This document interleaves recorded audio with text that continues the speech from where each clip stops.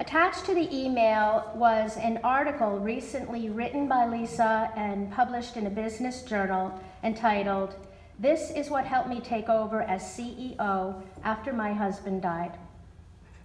In this article, Lisa tells the story of how she assumed the leadership of an educational tech company founded by her late husband, Alan, which he developed as a resource for teachers, parents, and children.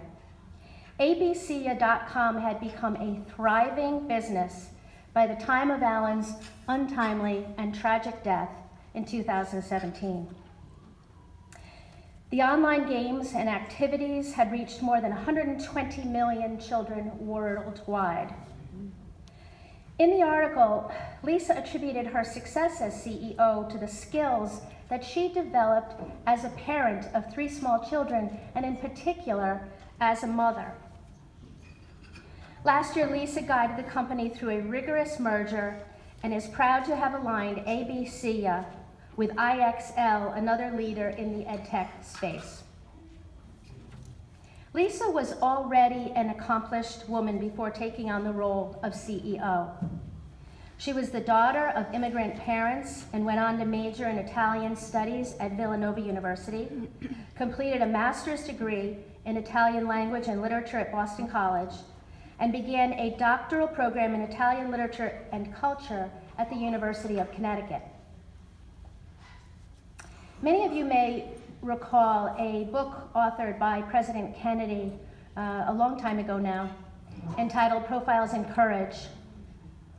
And I think it is fair to say, based on my conversations with Lisa and more of the details that I have learned about her story, that her life story is indeed a profile in courage. And so I am honored to present Lisa Tortellini with this year's Wise Woman Award.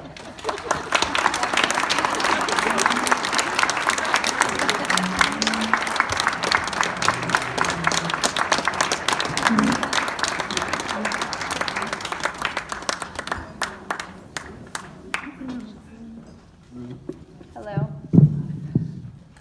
First and foremost, I'd like to thank Anne Marie and the National Organization of Italian American Women for considering me for this award.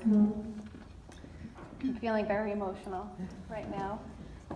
It's an honor to me and to my entire family.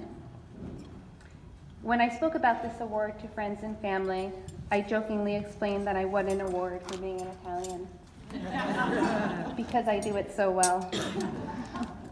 But there's actually truth in that statement, in that I do in fact attribute my Italian American heritage for helping me to be where I am today, for helping me to move forward in the face of tragedy.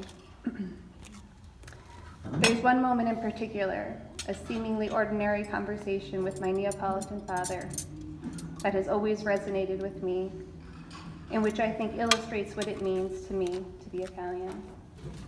Let me explain. A few years ago, my husband Alan and I were talking with my dad, catching up on life. We spoke first about our hardships, little inconveniences such as rising taxes and unreliable cars, but also big problems, such as my beloved sister-in-law's battle with cancer and the difficulties faced by my brother and their 3 beautiful children.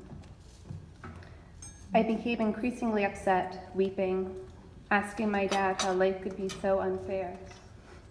My dad, who was normally easily moved to emotion, was resigned, nearly complacent to all of my grievances. He responded simply, "Lee, we go on. We keep going." My dad's resigned acceptance to suffering was one I knew well.